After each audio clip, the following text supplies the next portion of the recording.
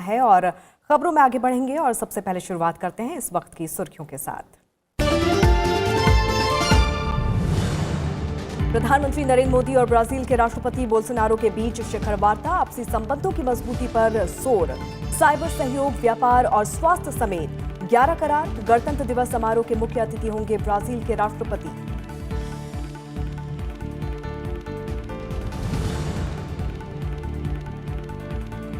Pornography और social media का समाज पर होने वाले असर को लेकर गठित कमेटी ने राज्यसभा के सभापति एम वेंकैया नायडू को सौंपी रिपोर्ट। मामले के समाधान के लिए की 40 सिफारिशें। सभापति ने जयराम रमेश की अध्यक्षता में किया था एडहॉक समिति का गठन।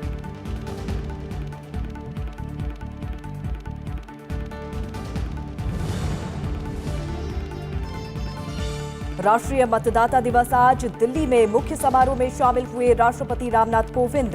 उपराष्ट्रपति ने जागरूक मतदाता को बताया लोकतांत्रिक गणराज्य की नींव। प्रधानमंत्री नरेंद्र मोदी ने राष्ट्रीय मतदाता दिवस पर दी बधाई।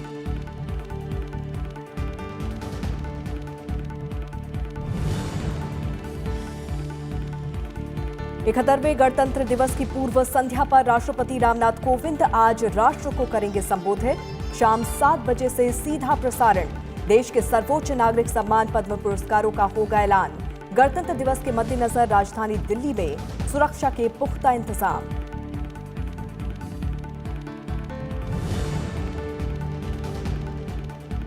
चीन के बाद कोरोना वायरस ने अब दूसरे देशों में दी दस्तक। फ्रांस और अमेरिका में 2 मामलों की पुष्टि। 41 लोगों की मौत के बाद चीन में 13 शहर किए गए सील। भारत सरकार पूरी तरह सतर्क।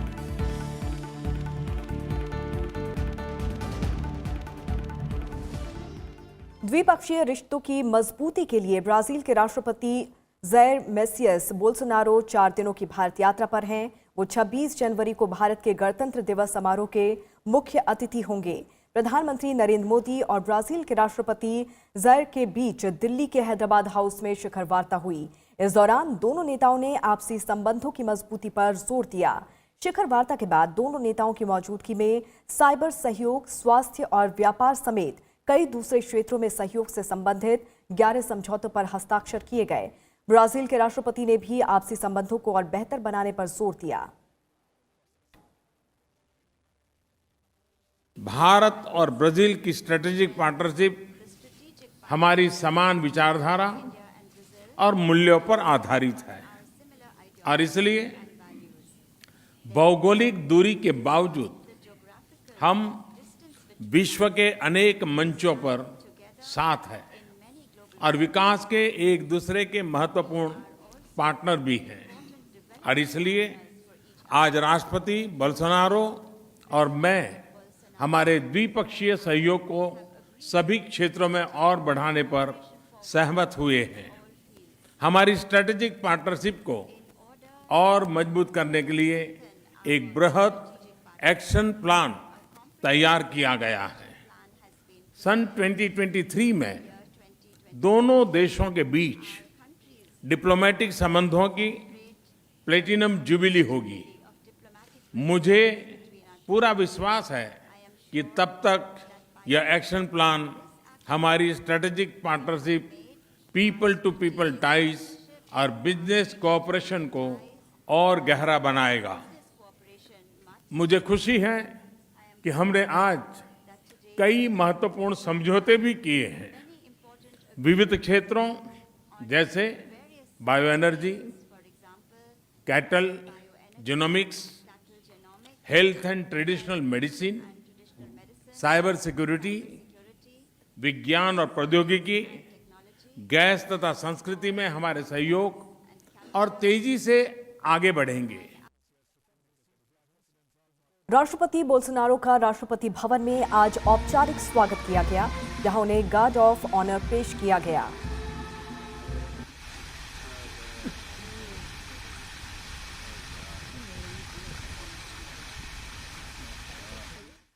ब्राजील के राष्ट्रपति बापू की समाधि राजघाट भी गए, जहां उन्होंने राष्ट्रपिता महात्मा गांधी को श्रद्धा सुमन अर्पित किए।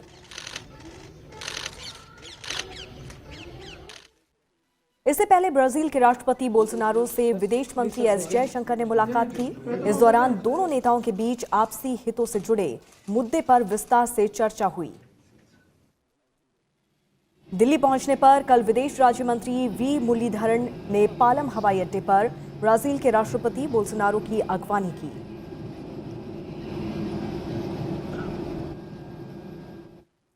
और इस मामले में और अधिक जानकारी के साथ विदेश मामलों के संपादक अखिलेश सुबन इस वक्त हमारे साथ फोन लाइन पर मौजूद हैं। अखिलेश, प्रधानमंत्री नरेंद्र मोदी और ब्राजील के राष्ट्रपति बोल्सोनारो के बीच शिखर वार्ता हुई है, आपसी संबंधों की मजबूती पर जोर दिया गया है, और क्या कुछ खास अहम रहा? देखिए, इस बातचीत के बाद 15 समझौतों पर हस्ताक्षर हुए हैं, जिसमें 11 पर हस्ताक्षर हुए सामने और 4 और अलग से अनाउंस हुए हैं। तो 15 समझौतों पर हस्ताक्षर हुए दोनों देशों के बीच में। और जो सबसे खास बात ये रही कि प्रधानमंत्री नरेंद्र मोदी और ब्राजील के राष्ट्रपति बोल्सोनारो दोनों ने महसूस किया कि दोनों देशों की जो अर्थव्यवस्था है काफी एक दूसरे की पूरक है, और दोनों के पास एक दूसरे को देने के लिए काफी बहुत सारे संसाधन हैं। जैसे ब्राजील के पास खनिज संपदा है, तो भारत के पास भी सॉफ्टवेयर टेक्नोलॉजी है। स्वास्थ्य के मामले में भी भारत और ब्राजील के बीच में काफी नजदीक से संबंध हो सकता है, सहयोग हो सकता है। उसके अलावा डिफेंस प्रोडक्शन के मामले में ब्राजील भारत के जो डिफेंस प्रोडक्ट्स है उसमें काफी इच्छुक है, और जब लखनऊ में डिफेंस प्रोडक्ट का एग्जीबिशन होगा तो ब्राजील की टीम आएगी यहाँ, वहाँ के रक्षा मंत्रालय की टीम। उसके अलावा दोनों देशों ने जो अंतर्राष्ट्रीय जो मंच हैं, जैसे सुरक्षा परिषद, संयुक्त राष्ट्र का सुरक्षा परिषद में बदलाव के लिए भी दोनों ने आवाज बुलंद की है एक बार फिर, और दोनों ने यह तय किया है कि संयुक्त रूप से उसके लिए वे लगातार काम करते रहें। उसके अलावा प्रधानमंत्री नरेंद्र मोदी ने भी इस बात का खास तौर पर जिक्र किया कि क्लाइमेट चेंज के मसले पर भी भारत और ब्राजील के विचार एक जैसे हैं, और दोनों ब्रिक्स में हो या इप्सा में हो या फिर G4 में हो, लगातार यह बात का प्रयास कर रहे हैं कि जो अंतर्राष्ट्रीय संस्थाएं हैं उनका लोकतांत्रिकरण हो, और आज की जो दुनिया की वस्तु स्थिति है उसके हिसाब से उनमें नए सदस्यों को शामिल किया जाए, और उसमें ब्राजील और भारत दोनों प्रबल दावेदार हैं। तो जो इस तरीके से जो बातें हुई हैं, मुझे लगता है कि काफी लंबी बातचीत हुई दोनों सरकारों के प्रमुखों के बीच में। प्रतिनिधिमंडल की बातचीत हुई, अकेले भी बातचीत हुई, और दोनों के बीच में एक नए तरीके से एक और ज्यादा सामंजस्य बना। और प्रधानमंत्री नरेंद्र मोदी ने खुद इस बात का जिक्र किया कि पिछले 8 महीने के अंदर यह तीसरी मुलाकात है दोनों नेताओं के बीच में। तो आप समझ सकते हैं कि जो कन्वर्जेंस बन सकता है, जो एक तारतम्य बन सकता है जो भौगोलिक मामले में, और खास करके जो जीवंत मुद्दे हैं दुनिया के, उन मामलों में एक काफी नजदीकी एक समझदारी विकसित हो रही है दोनों देशों के बीच में, और दोनों विकासशील देशों के दो बहुत प्रमुख देश। जी चलिए अखिलेश, बहुत बहुत शुक्रिया इस तमाम जानकारी के लिए। तो देश भर में आज राष्ट्रीय मतदाता दिवस मनाया जा रहा है। राष्ट्रपति रामनाथ कोविंद निर्वाचन आयोग की ओर से मानेकशा सेंटर दिल्ली कैंट में आयोजित 10वें राष्ट्रीय मतदाता दिवस समारोह में बतौर मुख्य अतिथि शामिल हुए। इस मौके पर केंद्रीय मंत्री रविशंकर प्रसाद भी मौजूद रहे। इस मौके पर राष्ट्रपति रामनाथ कोविंद ने नए मतदाताओं को उनके मतदाता फोटो पहचान पत्र सौंपे। इसके अलावा राष्ट्रपति ने उत्कृष्ट निर्वाचन व्यवहारों के लिए अधिकारियों को राष्ट्रीय पुरस्कार से सम्मानित किया। राष्ट्रपति ने भारतीय चुनावों के बारे में पूरे देश से विकसित 101 मानव कथाओं का संकलन बैलेट 2 में विश्वास का भी विमोचन किया। आयोग इसकी पहली प्रति राष्ट्रपति को उन्होंने भेंट की। साथ ही कठिन इलाकों, खराब स्वास्थ्य और अन्य चुनौतियों के बावजूद मतदान करने वाले बुजुर्ग मतदाताओं की 51 कहानियों का संकलन शतवर्षीय मतदाता लोकतंत्र के प्रहरी का भी राष्ट्रपति ने विमोचन किया। इस वर्ष भारतीय लोकतंत्र के इतिहास में महत्वपूर्ण मील का पत्थर है, क्योंकि भारत का निर्वाचन आयोग अपनी यात्रा के 70 वर्ष पूरे कर रहा है। राष्ट्रीय मतदाता दिवस 2020 का विषय है मजबूत लोकतंत्र के लिए चुनावी साक्षरता।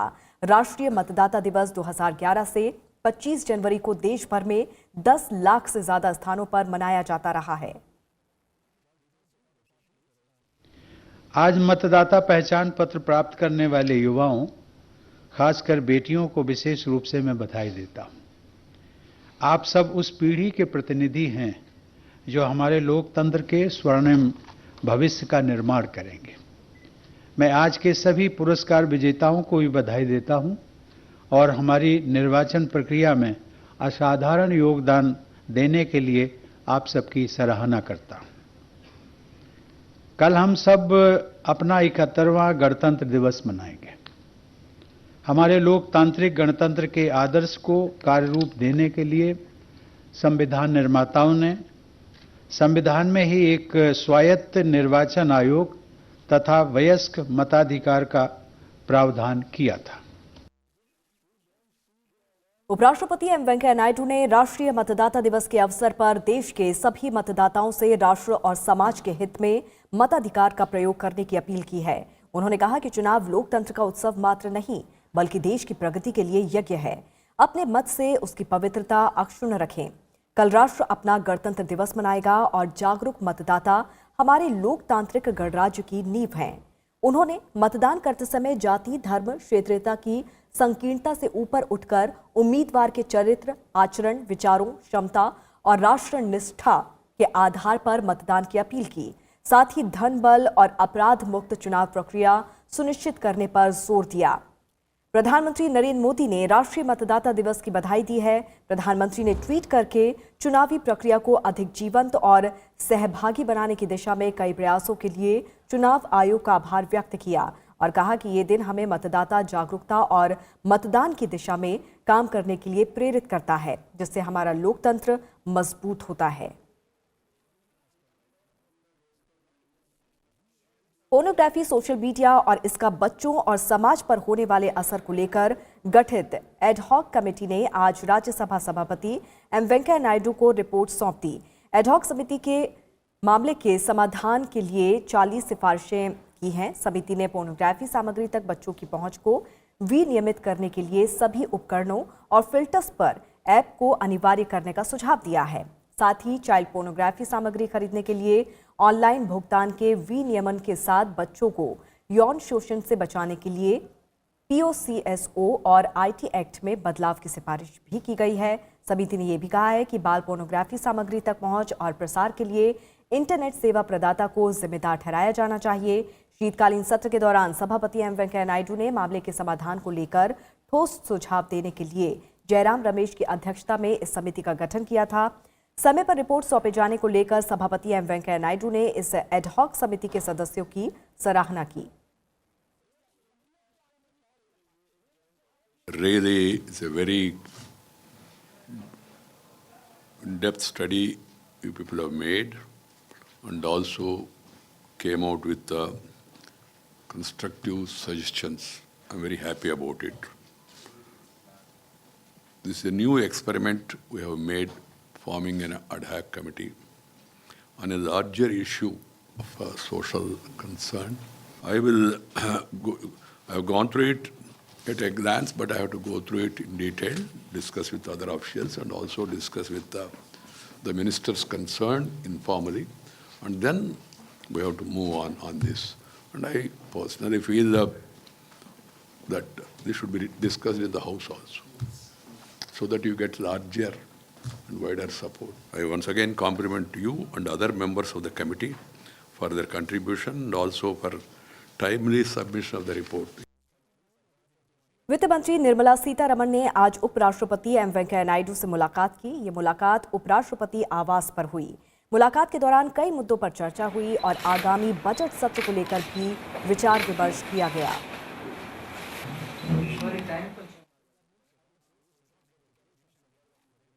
देश भर में गणतंत्र दिवस की तैयारियां जोरों पर हैं। राष्ट्रपति रामनाथ कोविंद 71वें गणतंत्र दिवस की पूर्व संध्या पर आज राष्ट्र को संबोधित करेंगे।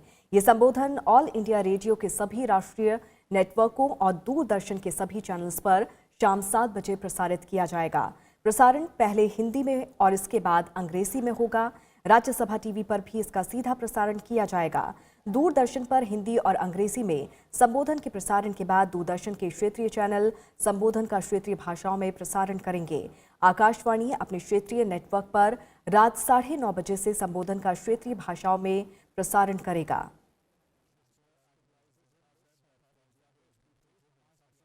देश के सर्वोच्च नागरिक सम्मान पद्म पुरस्कारों का ऐलान आज किया जाएगा। ये पुरस्कार कला, साहित्य, शिक्षा, खेल, चिकित्सा, सामाजिक कार्य, विज्ञान और अभियांत्रिकी, लोक मामलों, सिविल सेवाओं, व्यापार और उद्योग के क्षेत्र में विशिष्ट योगदान देने वाले व्यक्तियों को दिया जाता है।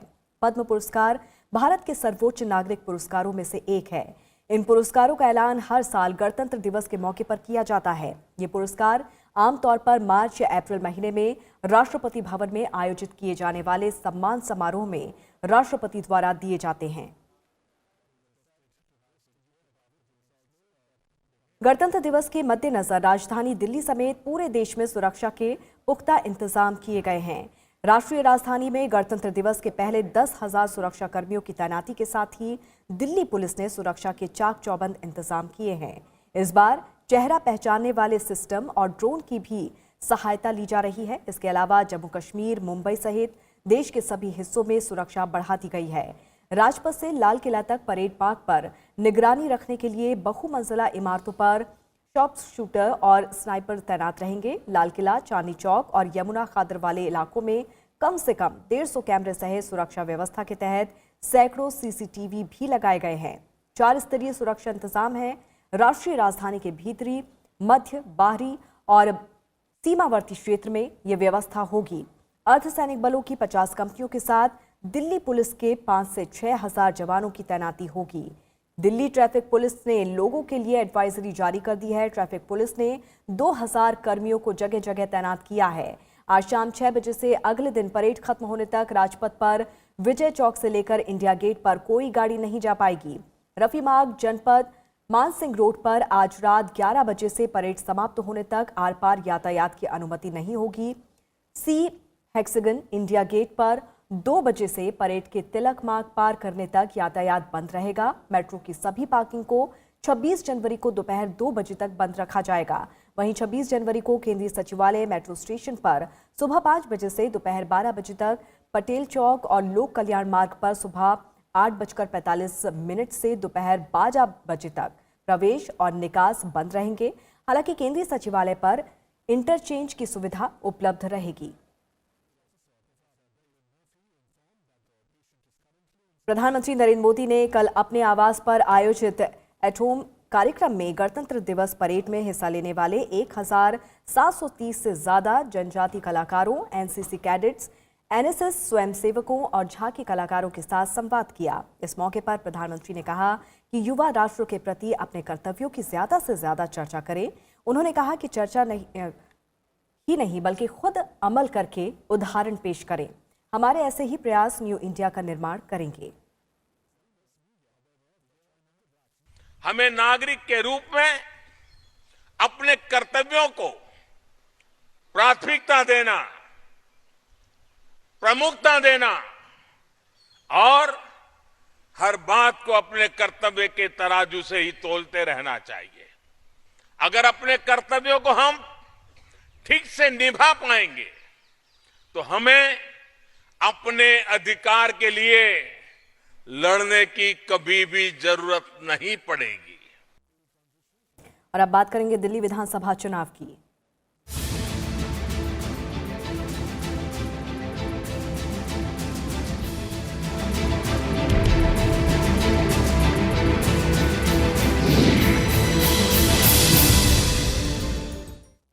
दिल्ली विधानसभा चुनाव के सभी 70 सीटों के लिए कुल 668 उम्मीदवार चुनाव मैदान में हैं। नाम वापसी के आखिरी दिन शुक्रवार को 30 उम्मीदवारों ने अपने नाम वापस ले लिए। वहीं अब दिल्ली विधानसभा चुनाव के लिए प्रचार रफ्तार पकड़ने लगी है। केंद्रीय गृह मंत्री अमित शाह आज दिल्ली में बीजेपी उम्मीदवारों के पक्ष में 3 चुनावी जनसभाओं को संबोधित करने वाले हैं। वहीं बीजेपी अध्यक्ष जेपी नड्डा आज दिल्ली के पंजाबी बाग में चुनावी जनसभा को संबोधित करेंगे। बीजेपी के अलावा आम आदमी पार्टी और कांग्रेस के नेता भी चुनाव प्रचार में जुटे हैं।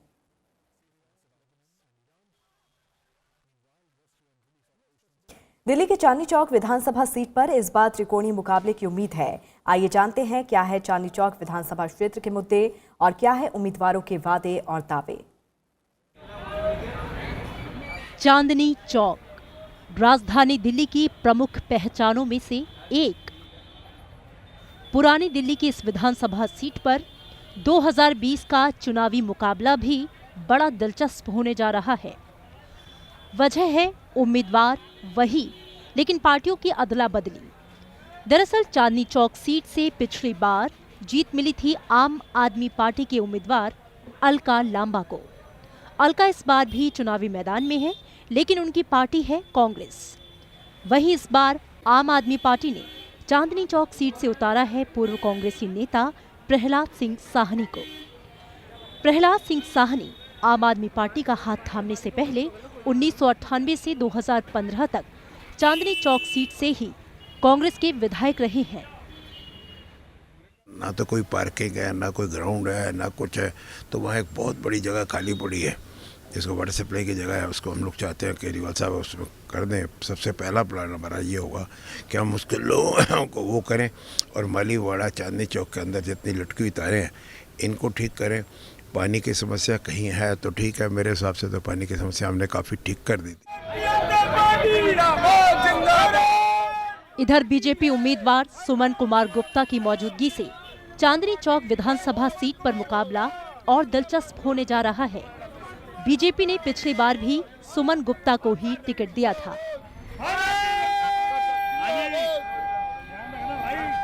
एक ही निवेदन है कि इस चांदनी चौक क्षेत्र का विकास किया जाए, जो एक ये ऐतिहासिक विश्व धरोहर का क्षेत्र लाल किला जिसके अंदर हो, जिसके अंदर विधानसभा हो, जिसके अंदर नगर निगम के हेडक्वार्टर हो। यहाँ पर विकास के नाम पर अगर देखेंगे गलियों में टूटी फूटी सड़कें, सीवर की समस्या, पानी की समस्या, ट्रैफिक जाम की समस्या, समस्याओं से घिरा हुआ ये चांदनी चौक है। हम चाहते हैं कि इसका विकास करें। चांदनी चौक क्षेत्र में कई ऐसे मुद्दे हैं जिनके स्थायी समाधान की उम्मीद स्थानीय लोगों को है। यहाँ लोगों को रोजाना ट्रैफिक जाम, पार्किंग, गंदगी की समस्या से जूझना पड़ता है। लंबे समय से अटके पड़े निर्माण कार्यों ने भी लोगों की मुश्किलें बढ़ाई हुई हैं। अब ये देखो बाहर भी जो है ना सीवर का पानी बह रहा है जी, और हम पैसे दे दे के भी दुखी हो गए। कितने पैसे हम अपने पास से खर्च करें। जल बोर्ड वाले आते हैं, देखते हैं, चले जाते हैं। उन्होंने बोले जी जब तक मेन लाइन नहीं खुलेगी। हमने उनसे कहा कि आप मशीन लेकर आइए। वो कहते हैं ये मशीन कैसे लाएं। अब ये देखिए जो है ये गंद खाना जो है, गंद में आप यहाँ बैठना भी होता है, रोटी भी खानी होती है। ग्राहक जो है ऐसे मुँह पर हाथ रख के आगे चला जाता है। चांदनी चौक विधानसभा सीट में मतदाताओं की तादाद 1,25,000 से ज्यादा है। नई सड़क, जामा मस्जिद, चांदनी चौक बाजार, नवाबगंज, मजनू का टीला, सिविल लाइंस जैसी प्रमुख कॉलोनियां चांदनी चौक विधानसभा क्षेत्र के तहत आती हैं। लीना शर्मा, राज्यसभा टीवी।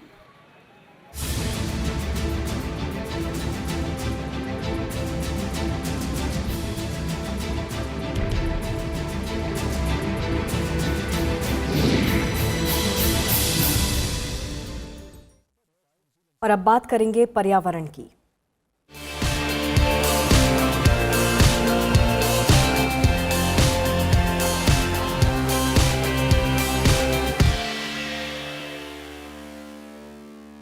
हाल में हुए एक शोध के मुताबिक एवरेस्ट क्षेत्र समेत पूरे हिमालय के उन इलाकों में नए पौधे उग रहे हैं जहां पहले बर्फ के चलते छोटे पौधे और घास ही उगती थी।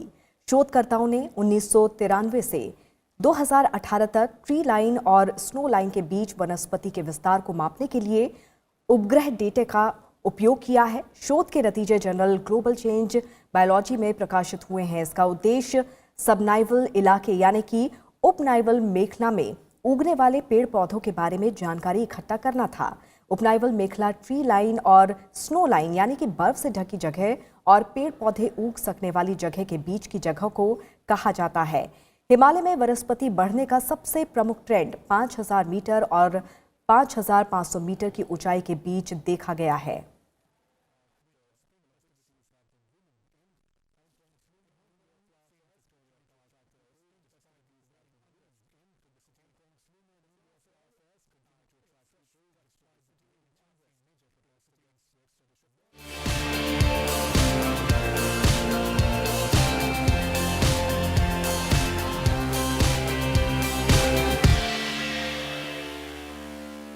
आज हिमाचल प्रदेश का स्थापना दिवस है। इस खास मौके पर राष्ट्रपति रामनाथ कोविंद ने ट्वीट करके हिमाचल प्रदेश के स्थापना दिवस पर राज्य के निवासियों को बधाई दी है।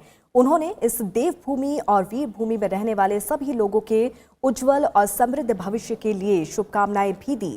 राष्ट्रपति ने राज्य के समग्र विकास और प्रगति की कामना की। उपराष्ट्रपति एम वेंकैया नायडू ने हिमाचल प्रदेश के स्थापना दिवस पर सभी प्रदेशवासियों को बधाई दी। उपराष्ट्रपति ने ट्वीट किया कि पर्वतों, सरिताओं और प्राकृतिक सौंदर्य से भरपूर ये प्रदेश देश विदेश के पर्यटकों के आकर्षण का केंद्र रहा है। प्रधानमंत्री नरेंद्र मोदी ने हिमाचल प्रदेश के सभी निवासियों को 50वें पूर्ण राज्य स्थापना दिवस की बधाई दी। प्रधानमंत्री ने ट्वीट किया कि अपने गौरवशाली इतिहास, समृद्ध सांस्कृतिक विरासत और नैसर्गिक सुंदरता के लिए प्रसिद्ध ये राज्य विकास के नित नए मापदंड स्थापित करे और देश की समृद्धि में अपना बहुमूल्य योगदान यूं ही देता रहे। चीन में फैले घातक कोरोना वायरस ने अब यूरोप में भी दस्तक दे दी है। फ्रांस में 2 मामलों की पुष्टि हुई है, जबकि अमेरिका में इस वायरस से संक्रमण का दूसरा मामला सामने आया है। वहीं चीन में इस वायरस ने अब तक 41 लोगों की जान ले ली है।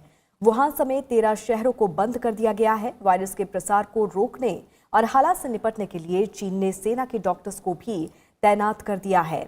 चीन के अलावा थाईलैंड में भी कोरोना संक्रमण के 3 मामले की पुष्टि हुई है। इधर भारत में कोरोना वायरस को लेकर सरकार पूरी तरह से सतर्क है।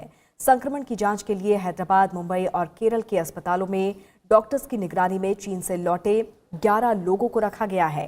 दिल्ली के एम्स और RML अस्पताल में इस वायरस से पीड़ित संदिग्ध मरीजों के लिए अलग वार्ड बनाया गया है। कोरोना वायरस की भयावहता को देखते हुए विश्व स्वास्थ्य संगठन ने चीन में स्वास्थ्य इमरजेंसी की घोषणा कर दी है। हालांकि अभी अंतर्राष्ट्रीय सार्वजनिक स्वास्थ्य आपात स्थिति की घोषणा नहीं की है। ब्रिटेन के प्रधानमंत्री बोरिस जॉनसन ने यूरोपीय संघ से ब्रिटेन के अलग होने वाले समझौते पर दस्तखत कर दिए हैं। इससे पहले बंद कमरे में ब्रसेल्स के 2 शीर्ष अधिकारियों ने समझौते पर इसी तरह के दस्तखत किए। जॉनसन ने ट्विटर पर लिखा कि ब्रिटेन के लोगों के जनादेश का सम्मान करते हुए यूरोपीय संघ से 31 जनवरी को ब्रिटेन के अलग होने के लिए समझौते पर दस्तखत कर दिया। इसके साथ ही जनवरी के अंत में ब्रिटेन का यूरोपीय संघ से अलग होना तय हो गया है। टर्की के पूर्वी इलाके में शुक्रवार को आए भूकंप से भारी तबाही हुई है। इस कुदरती आपदा में 20 लोगों की मौत हो गई और 1000 से ज्यादा लोग जख्मी हुए हैं। रिक्टर स्केल पर भूकंप की तीव्रता 6.7 मापी गई है। सबसे ज्यादा नुकसान पूर्वी इलाजिक प्रांत में हुआ है। पीड़ित इलाकों में राहत बचाव अभियान चलाया जा रहा है। 1999 में पश्चिमी टर्की में आए भीषण भूकंप में 17,000 से ज्यादा लोगों की मौत हुई थी। और इसी के साथ इस बुलेटिन में फिलहाल इतना ही। आप जुड़े रहिए राज्यसभा टीवी के साथ। नमस्कार।